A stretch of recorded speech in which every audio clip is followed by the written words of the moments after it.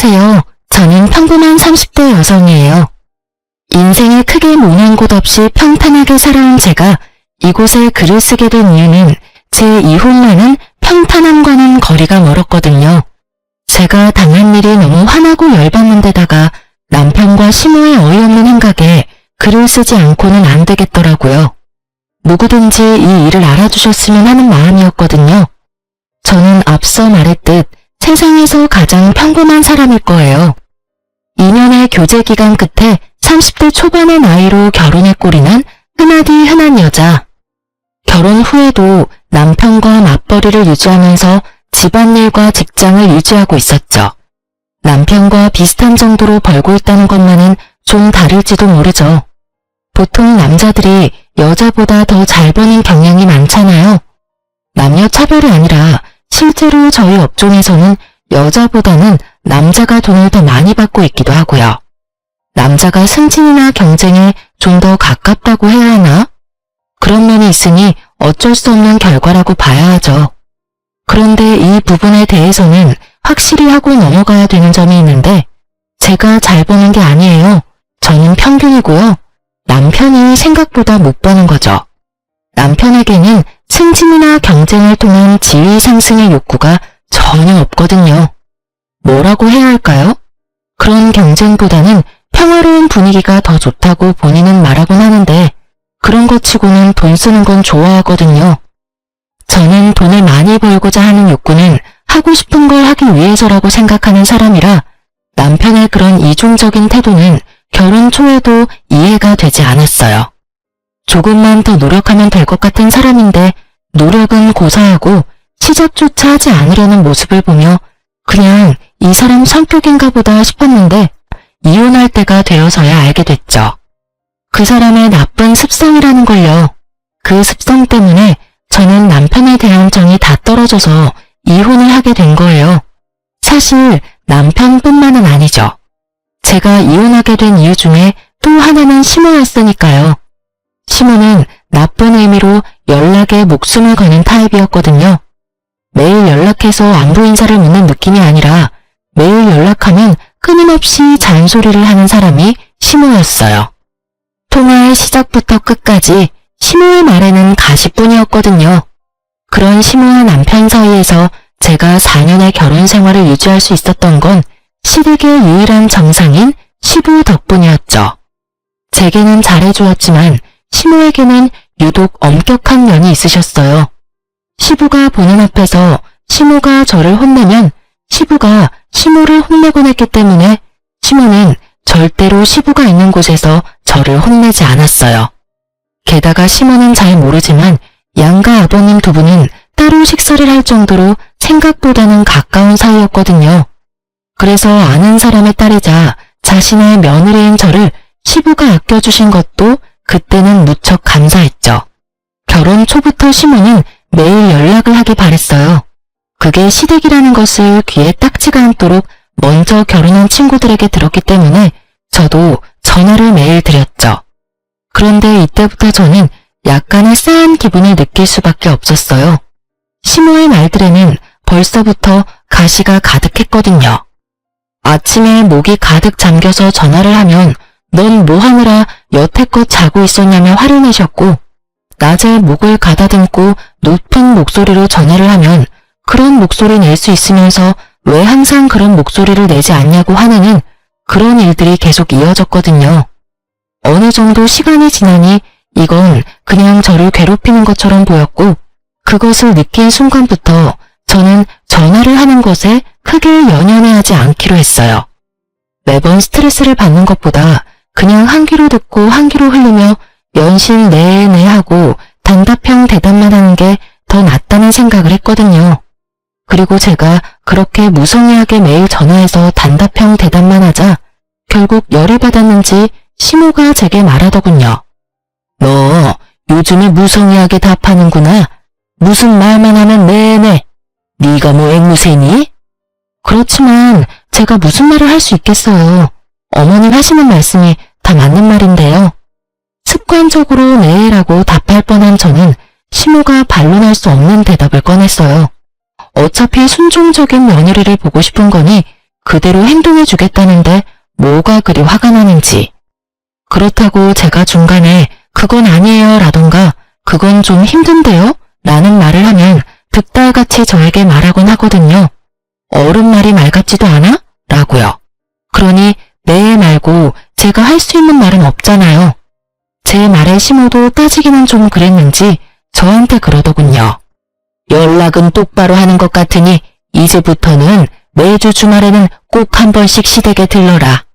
네가 집에서 살림을 제대로 살고 있는지 아들 내조는 잘하고 있는지 내가 잘 살펴봐야겠으니 말이다. 그날에 눈앞이 캄캄해졌죠. 매일 연락하는 것도 귀찮은데 주말마다 시댁 방문이라뇨.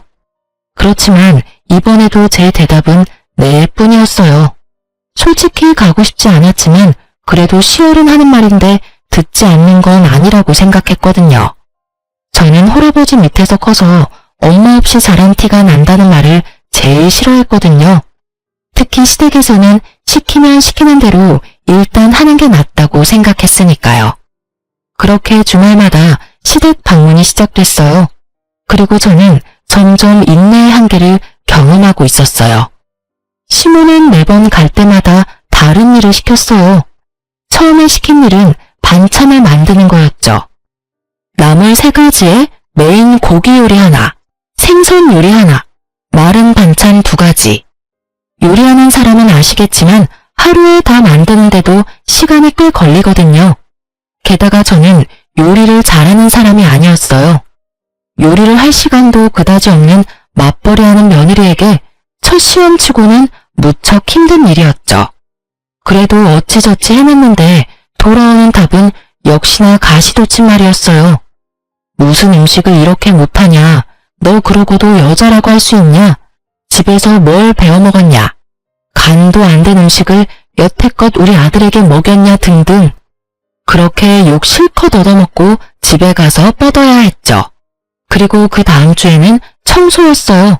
화장실 청소를 시켰는데 우리 집도 아니라 익숙지도 않은 청소에 고무장갑도 주지 않은 시모 때문에 미치는 줄 알았어요.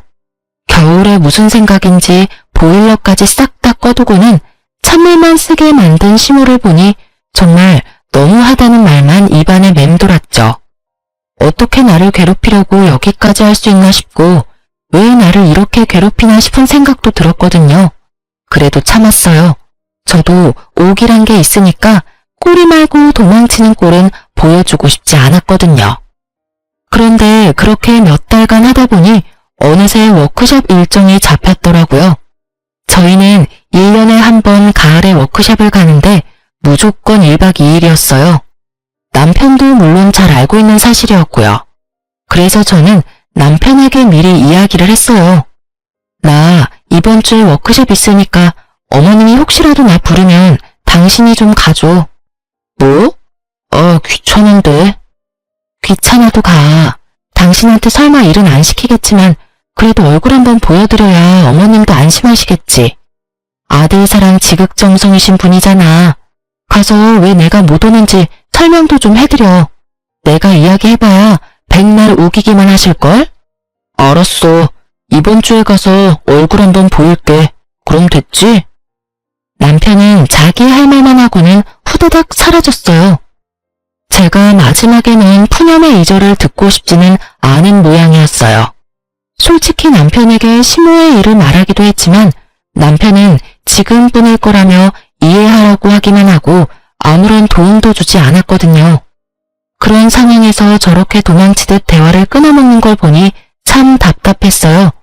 시모에게 워크숍 이야기를 하긴 했지만 시모는 절대 용납 못한다는 분위기였거든요. 워크숍을 빠지고 오라는 말을 하는데 그렇게까지 하고 싶지는 않았어요. 시어른 생일이던가 집에 행사, 경조사가 있었다면 또 모르겠지만 굳이 저를 괴롭히기 위해 부르는 건데 제가 워크숍을 빠질 이유가 없잖아요. 그렇게 즐거운 마음으로 워크숍을 즐기고 있었죠. 친목 동호보다는 교육의 성격이 더 강한 탓에 저녁을 먹고 저는 숙소로 돌아왔어요. 친목을 하려는 사람들은 그 뒷시간을 이용하겠지만 저는 그럴 바에는 한숨이라도 더 자고 싶었거든요. 그런데 저녁 7시 반쯤 전화가 오더군요. 시모였어요. 네, 여보세요? 야, 너는 시어머니 말이 말 같지도 않니? 어디서 뭘 하고 자빠졌길래 코빼기도 보이질 않아? 어머님, 저번에 제가 회사에서 일이 있어서 못 간다고 미리 말씀드렸잖아요. 그 사람한테 가보라고 했는데 안 온 거예요? 회사? 너 지금 일한다고 유세 떨어? 일하는 게 대수야? 네가 뭔데 내 말 이따위로 무시하고 지랄이야? 어머님, 진정하세요. 제가 무시한 게 아니라 미리 말씀을 드렸잖아요. 회사에서 일이 있다고. 니깎게 돈 몇 푼 번다고 그렇게 당당하게 매번 회사 거려? 집안일도 제대로 못하고 남편 내조는 더 못하는 주제에. 그래, 돈 번다고 너도 가장 노릇한다고 말하고 싶디? 주제 파악을 해야지. 결혼을 했으면 결혼한 여자답게 조신하고 어른 공경할 줄 아는 며느리가 돼야지. 시어머니 말을 개똥으로도 안 들어. 아주 처음부터 마음에 안 들었어. 그깟 돈 몇 푼 번다고 네가 우리 집을 무시하냐 이 말이야. 그 소리를 듣는데 어질어질 하더군요. 교육 때문에 신경을 많이 써서 두통이 있는 머리에 시모의 욕까지 한 바가지 얻어먹으니 속이 울렁거리고 토할 것 같더라고요. 화가 나는 수준이 아니었어요. 터질 것 같았어요. 여러모로. 저는 시모에게 말했죠. 제가 일하는 게 그렇게 걸리적거리면 일 그만둘게요. 됐죠? 저는 정확하게 이렇게 말하고 전화를 녹음한 뒤 뚝 끊어버렸어요. 스토커가 전화하듯 몇 번을 전화하는 시모 연락을 무시하고 저는 남편에게 전화했어요. 무슨 일이야? 당신 왜 시댁 안 갔어? 오늘이었네. 미안, 잊어버렸어. 매주 가는데 한 주 정도는 안 가도 되지 않아? 당신이 안 가서 내가 무슨 꼴 당했는지 알기나 해? 내가 왜 당신 어머님한테 그딴 소리 들어야 하는데. 야, 너 보자 하니까 우리 엄마한테 무슨 말버릇이야? 엄마가 무슨 소리를 했든 네가 잘했으면 아무 말 안 하셨겠지. 그래? 너도 그렇게 생각하니? 내가 그깟 몇 푼 벌려고 일하면서 유세나 떤다고? 엄마가 그런 말을 했어? 그건 엄마도 잘 모르고. 됐고, 나 어머님한테 일 그만두겠다고 했으니까 이제부터 당신 알아서 돈 벌어서 생활해. 생활비는 무조건 줘야 하는 거 알지? 나 이제부터 집에서 집안일이나 하고 시댁 다니면서 일만 할 테니까. 나도 돈 받아 쓰는 게 편하지. 그렇게 하자. 굳이 욕 얻어먹어가면서 돈 벌고 힘들게 살 필요 있겠어? 여보, 무슨 말이야. 우리 지금 집이며 차며 대출금으로 얼마나 많이 나가는데. 당신이 돈 안 벌면 우리 생활이 안 된다고. 나는 생활비 줄 돈도 없어. 그래? 어머님은 그렇게 생각하지 않는 것 같던데. 나더러 돈 몇 푼 벌면서 시댁 무시하냐고 하던데. 나는 무시한 적 없으니까 그냥 일 그만둘게. 나머지는 당신이 어머님이랑 상의해. 끊을게. 결국 저는 남편에게 폭탄 하나 터뜨리고 전화를 끊었죠. 그리고 전화기를 아예 꺼버리고 숙소에 누워 이불을 뒤집어 썼어요. 잠을 자고 싶었는데 잠이 너무 안 오더군요. 뱃속에 열불이 끓어오르니 잠은 오지 않고 화만 계속 나서 결국은 창문 열고 화를 가라앉혔어요. 그렇게 그 다음날 집으로 돌아왔더니 남편이 제 눈치를 보며 저를 기다리고 있더라고요. 저는 남편을 본 척도 하지 않고 곧바로 가방부터 정리했어요. 여보, 그 퇴직 이야기는 안 하는 걸로 하는 거지? 지금은 주말이잖아. 내일 일하러 가서 이야기할 거야. 여보, 제발 그러지 마. 엄마가 잘 몰라서 그런 말 한 것뿐이야. 당신이 이해하고 넘겨야지. 내가 어디까지 이해를 해야 하는데? 매번 모진 소리 들으면서도 꼬박꼬박 시댁에 다니는 나한테 어떻게 그런 말씀 하실 수가 있냐고. 당신도 그래. 어머님이 나한테 하는 거 보면 미안한 생각 안 들어? 그렇게 소리치는데 시모에게 전화가 왔더군요. 저는 스피커폰으로 전화를 받았죠. 너 어제 안 왔으니 오늘이라도 와. 이번에도 워크숍인지 뭔지 때문에 못 온다고 하면 다리 몽둥이를 분질러 버릴 테니까 알아서 하고. 엄마, 그만 좀 하세요. 왜 사람을 이렇게 못 살게 굴어요? 이 사람 일하느라 못 가요. 제가 답할 틈도 없이 남편이 먼저 저를 옹호하고 나서더군요. 제가 일을 그만두는 게 무섭긴 했나 봐요. 예, 너 무슨 소리를 그렇게 해? 내가 괴롭히려고 오라고 그러니? 아직 준비도 안 된 애가 시집 왔으니 내가 알아서 단련을 시켜주려고. 단련은 무슨 단련이에요? 제가 잘 살고 있으면 되는 일이죠. 그리고 지금 와이프 일 그만두면 안 돼요. 요즘에 홀벌이로 먹고 살 수 있는 줄 아세요? 일하느라 힘드니 앞으로는 이 사람 매주 불러내지 마세요. 남편의 말에 시모가 어이가 없다는 듯 말했죠. 야, 너 무슨 말을 그렇게 해? 내가 지금 누구 때문에 이런 말 하는 건데? 네가 며느리 휘어잡지를 못하니 내가 해주는 거 아니냐? 됐어. 그런 거 필요 없으니까 2번 다시 일 그만두라느니 그런 말 하지 마세요. 그리고 이렇게 매번 불러내지 마시고요. 결국 남편이 크게 시모에게 뭐라 하고 나서야 시모의 요구는 줄어들었어요. 그 일 이후로 시댁 방문은 한 달에 한 번으로 확 줄었고요. 정말 처음으로 남편이 제 편을 들어준 날이었어요. 물론 제가 일을 그만두겠다는 협박이 없었으면 남편이 제 편을 들어줄 일도 없었겠지만요. 그 뒤로 저희는 대면대면하게 연락을 하며 지내왔어요. 그리고 운명의 그날이 찾아왔죠. 제가 이혼을 결심하게 된 그날 말이에요. 그날은 여느 때와 다름없는 날이었어요. 낮에 시모에게 전화를 했어요. 어머님, 일어나셨어요? 몸은 괜찮으세요? 괜찮지 못하다. 손목이 아파서 정형외과 다녀왔다. 손목을 쓸 때마다 아파서 어떻게 할 수가 없어. 어머, 병원에서는 뭐라고 하던가요? 손목에 있는 인대가 어디 안 좋다는데 일단 손목 보호대하고 약 먹어보자는구나. 주말에 너 할 일 없으면 와서 일이나 도와라. 손목 일해서 아무것도 할 수가 없으니. 네, 그럼 약 잘 챙겨 먹고 계세요. 제가 이번 주말에 가서 일 좀 도와드릴게요. 그렇게 이야기하고 전화를 끊은 저는 어차피 주말에 가야 하니 지금은 마음을 놓기로 했어요. 일이 있으니 지금 당장 뛰쳐나갈 수도 없는 노릇이니까요. 그런데 그날 저녁부터 제 몸 상태가 무척 나빠지기 시작했어요. 열이 나고 환기가 들지를 않나 등이 무척 아프고 화장실에 가면 찌릿찌릿 아프더군요. 고열이 오르자 결국 저는 응급실로 향했어요.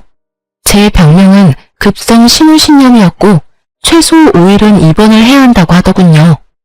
열이 40도 가까이 오르는 상황에서 저는 제대로 된 판단도 되지 않은 몽롱한 머리로 일단 제가 아픈 걸 알리기로 했어요. 우선은 회사에 먼저 신우신염으로 입원하게 돼서 못 가겠다고 연락했고 그 뒤에 남편에게 병원 입원한 상황을 말했죠.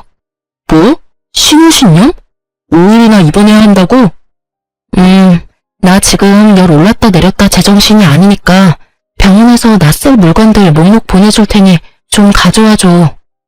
그렇게 남편이 부랴부랴 제 물건을 챙겨 병원으로 왔어요. 저는 남편에게 말했죠. 나 지금 너무 힘들어서 그런데 어머님한테는 당신이 말 좀 잘해줘. 오전에 연락드렸더니 손목 아프시다고 주말에 와서 일 좀 하라고 하셨거든. 내가 지금 전화하면 또 무슨 소리 들을지 모르니까 당신이 직접 가서 나 입원했다고 말하고 일 좀 해드리고 와. 알았지?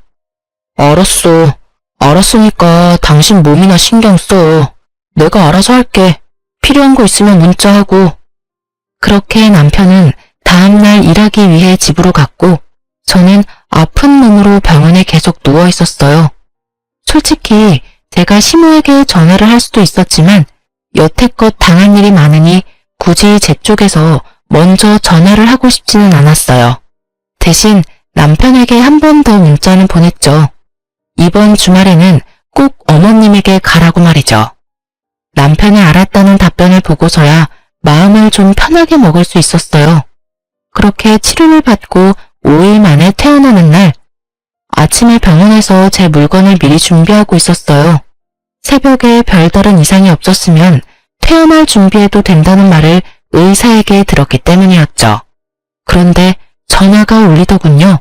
시모였어요. 저는 솔직히 전화를 받기 직전까지 그런 생각을 했거든요.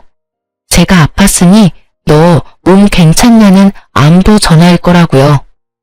네, 어머님. 너 주말에 왜 안 왔어?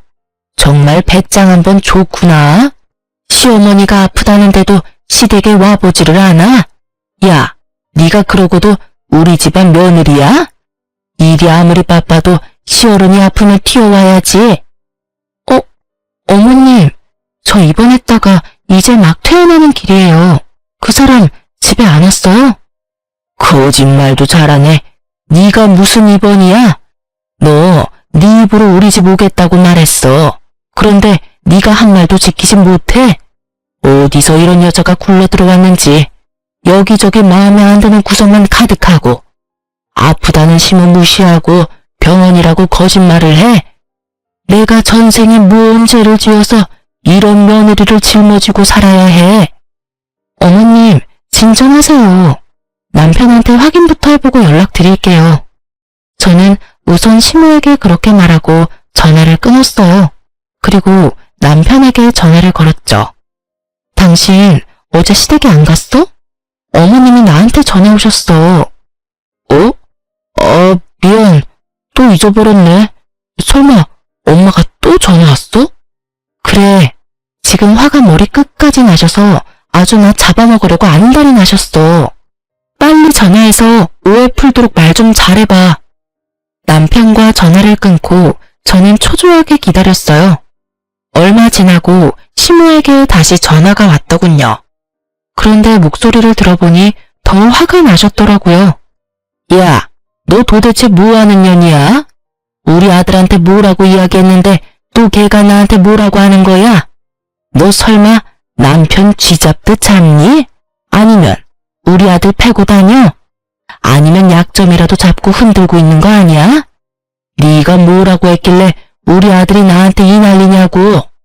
저는 정신이 하나도 없었어요. 분명히 이야기가 잘 됐을 거라 생각했는데 전혀 이야기가 되지 않았더라고요. 시모는 무슨 일인지 더 화가 났고 둘 사이에 어떤 대화가 오고 갔는지 알 수 없으니 저는 답답할 뿐이었죠. 어머님, 제가 뭘 어떻게 했다고 그러세요.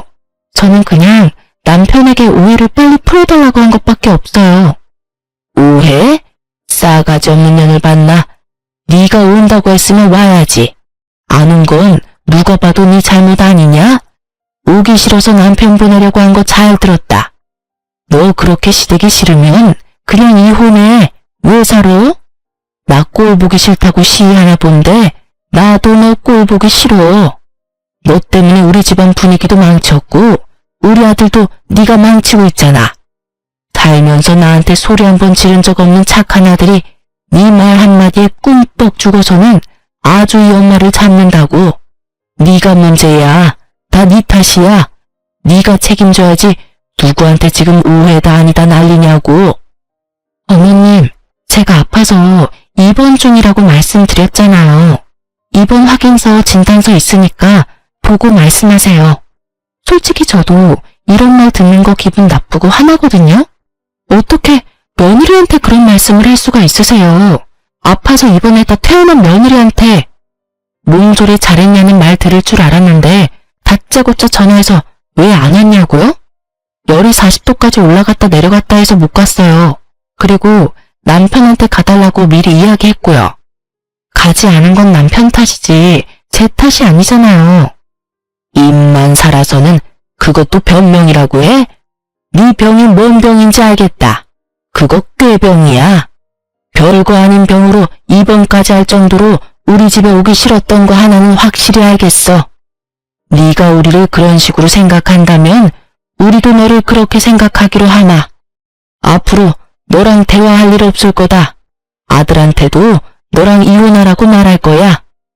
시모는 그렇게 이야기하고는 탁 끊어버리더군요.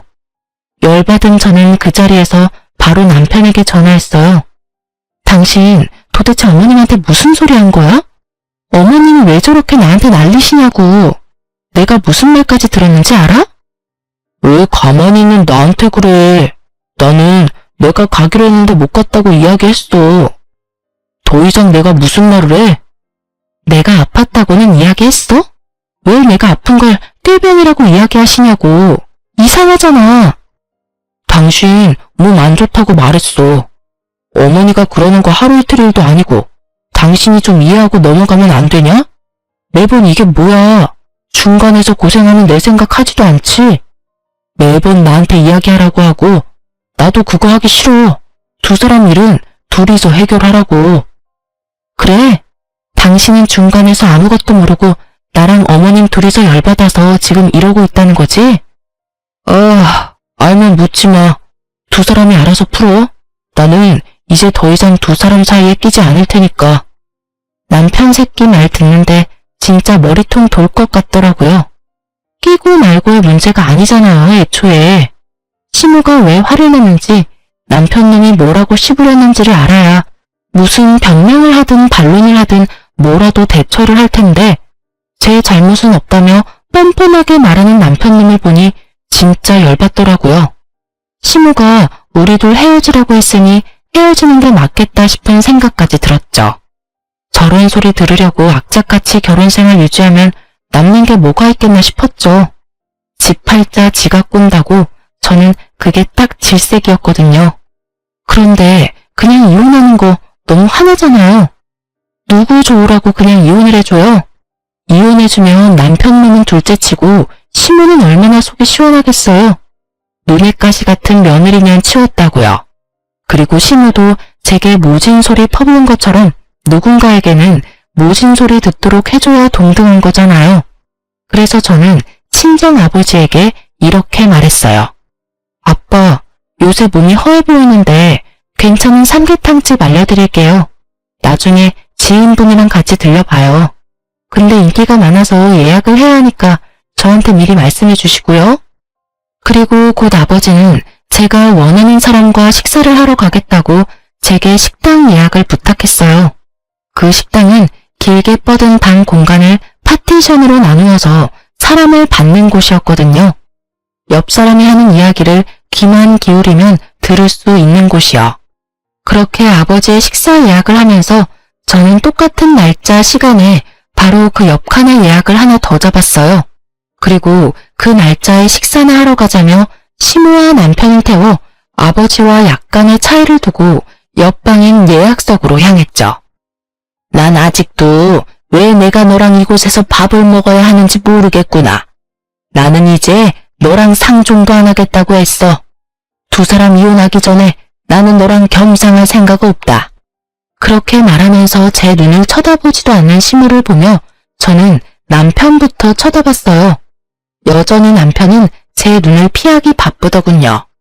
어머님, 왜 그렇게 화가 나셨는지는 모르겠지만 제가 이 자리를 만든 건 어머님이 오해하고 계시는 걸 풀어드리기 위해서예요. 어머님은 제가 꾀병으로 시댁에 가지 않았다고 생각하시죠? 여기 입원 확인서와 진단서 가져왔어요.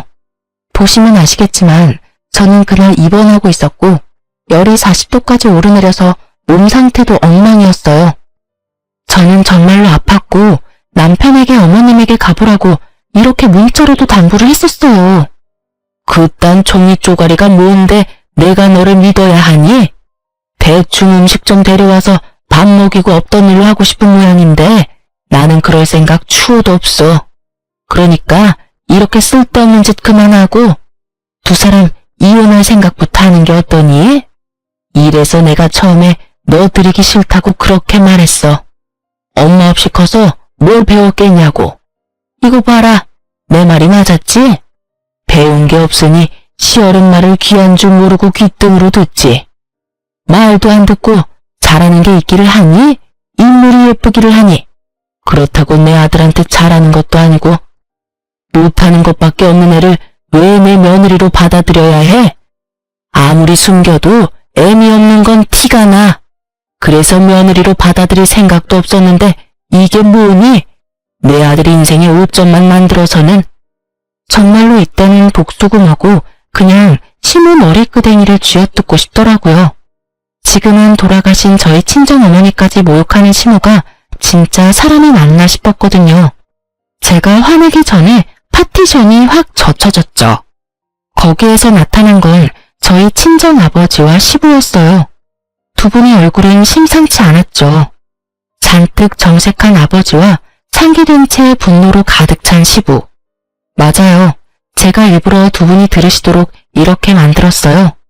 시부는 시부가 있는 곳에서는 절대로 제게 못된 말을 하지 않았어요.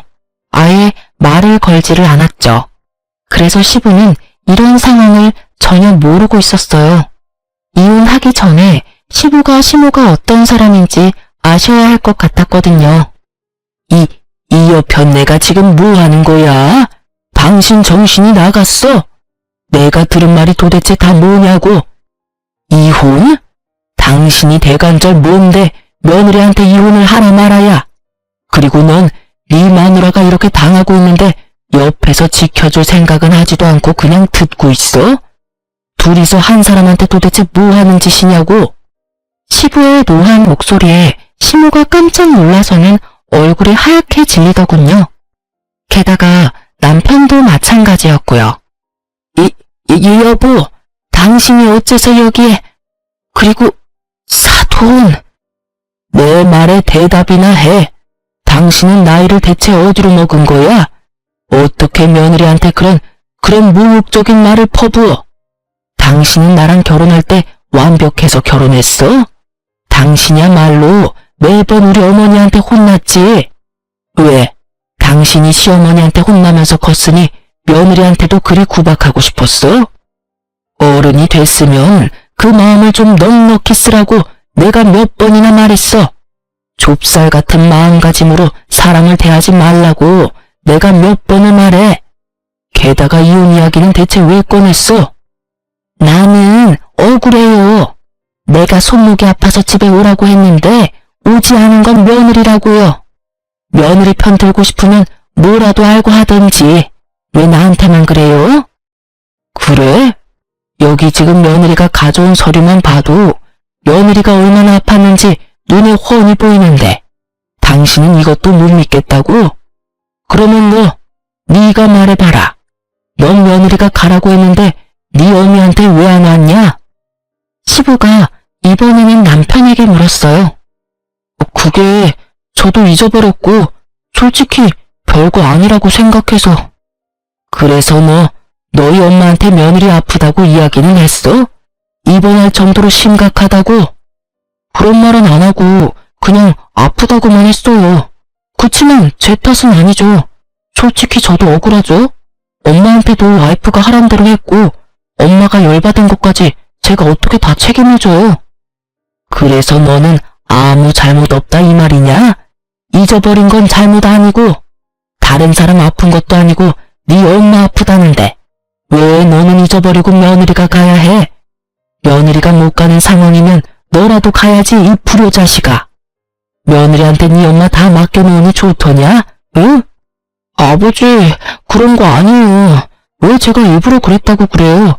이번 일도 엄마가 열받아서 지금 이러는 건데. 이서방, 됐네. 더 이상 변명 안 해도 되네. 자네 어머니가 원하는 대로 두 사람 이혼해. 나도 귀한 내 딸 이런 취급 당해가면서 결혼 생활 유지하라고 할 생각 없어. 그런데 이혼하면 자네랑 나 사이에는 해결해야 할 일이 먼저 있지. 그렇지 않은가? 아빠, 그게 무슨 소리예요? 두 사람이 해결할 일이 뭔데요? 그래, 다들 모여있으니 내가 물어보마. 너 카드빚 5천 정도 있었던 적 있었니? 카드빚이요? 반문하며 저도 모르게 남편을 바라보았는데 남편이 제 눈을 피하며 안절부절 못하고 있더라고요. 너 결혼한 지 1년 정도 됐을 때 이서방이 찾아와서 그러더라. 네가 사치가 너무 심해서 카드빚을 져서 생활이 안 되고 있다고 말이다. 말도 못하고 끙끙 앓는 게 불쌍해서 자기가 말하러 왔다고 했지. 그러면서 5천만 원 빌려달라고 했거든. 네 명의 카드빚 갚는다는 말로. 이게 다 무슨 소리야? 당신 우리 아빠한테 돈 빌렸어? 여보, 그때는 돈이 좀 필요해서. 당사자들의 눈앞에 있으니 거짓말도 못하게 된 남편은 우물쭈물 말하더군요. 제 이름 팔아 친정아버지에게 돈까지 빌려간 남편놈을 보며 저는 한숨부터 쉬었어요. 이혼하면 그 돈부터 당장 갚게. 오래 걸릴수록 이자 붙을 거고 나는 법정 이자 다 받을 거니까 그렇게 알고 있으면 될 걸세. 장인어른, 이렇게 갑자기 돈을 갚으라고 하시면 저는 이 사람이랑 헤어질 생각 없어요.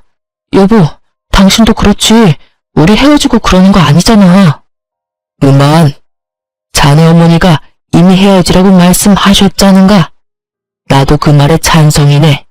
죽은 우리 와이프까지 들먹이면서 싫다고 말하는 집에 네 한 딸 1초도 두고 싶지 않아. 결혼시키기 전에 내 딸은 이런 식으로 생각했다는 걸 알았다면 나는 절대로 이 결혼 허락하지 않았을 거야. 나는 사위인 자네도 자네 어머니도 용서할 생각 없어. 그러니까 이혼해. 결국 아버지의 분노가 폭발하면서 분위기는 완전 싸해졌죠. 이 분위기에서 가장 당당한 건 시모였어요. 잘 됐네요. 우리도 그쪽 집안이랑 엮일 생각 없었어요. 그딴 돈 5천만 원? 아들 신혼집 팔면 바로 마련할 수 있는 거 아시죠? 아유, 이제야 속이 시원하네. 이 정도로 깨끗하게 헤어져준다니 우리도 깨끗하게 돈 돌려드리면 되죠? 엄마, 제발 그만 좀 해. 나 와이프랑 이혼 안 할 거라고. 대체 왜 혼자서 이 난린데? 뭘 알고나 지금 말하는 거야? 엄마는 아무것도 모르고 있다고. 내가 뭘 몰라? 인서가, 넌 잠자코 엄마 하자는 대로 해. 신혼집도 너 혼자 다 마련했으니 상관없지 않니? 신혼집을 왜 남편이 혼자 마련해요? 저랑 둘이서 반반 부담했는데요. 제 말에 시모가 처음으로 당황한 표정을 하더군요. 시모는 우리 신혼집을 남편이 다 샀다고 생각하는 모양이더군요. 하지만 저는 이미 집 살 때 반을 부담했거든요. 당신 대단하네? 이것도 거짓말했어? 도대체 거짓말 안 한 게 뭐야? 나 아프다는 것도 제대로 말 안 하고 아버지한테 거짓말로 돈 빌리고 어머님한테도 내가 집 살 때 돈 보탠 거 이야기도 안 했어? 그러니 어머니가 날 무시했겠지. 돈도 없는 집 딸년 데리고 왔다고. 그치? 그걸 당신은 열심히 이용해서 나 욕먹이고, 제 말에 남편이 제게 간절하게 말하더라고요. 여보, 내가 다 잘못했어. 내가 솔직히 엄마한테 혼날까봐 거짓말 살짝 한 거 있기는 해. 그치만 그때 잠깐 아주 조금만 그랬던 거고 이제는 다들 진실을 알았잖아. 그러니까 여기서는 그냥 이렇게 정리하자. 나는 당신이랑 헤어지고 싶은 생각 추후도 없어. 엄마가 뭐라고 하든 나는 당신이랑 이혼 안 할 거야. 그러니까 제발 이혼하자고 하지만 말아줘. 뭐래? 당신이 거짓말쟁이인 줄 알았으면 절대 결혼 안 했을 거야. 게다가 매번 나를 이용한 거짓말이지. 당신은 와이프를 뭐라고 생각하는데? 가만 보니 당신 여태껏 승진에도 아무 욕심 없어 보인 게 내가 돈 벌면 당신이 굳이 돈 안 벌어도 되겠다 싶어서 편한 마음으로 있었던 거지. 여차하면 우리 아버지, 당신 부모님한테 나를 이용해서 또 거짓말해서 돈 받아냈을 테니까. 그치? 우와, 꼴랑 4년 살았는데 내가 당신 완전 밑바닥까지 보게 될 줄 몰랐네. 당신은 이혼 안 하고 싶겠지. 내가 벌어다주는 돈이 얼만데, 그치? 근데 나는 이혼할 거야. 당신 행동도 짜증나고 죽은 어머니 입에 올리는 시어머니라는 사람도 불쾌하고 열받아. 그러니까 깔끔하게 우리 헤어지자. 당신 매달리면 그것보다 더 추한 건 없어.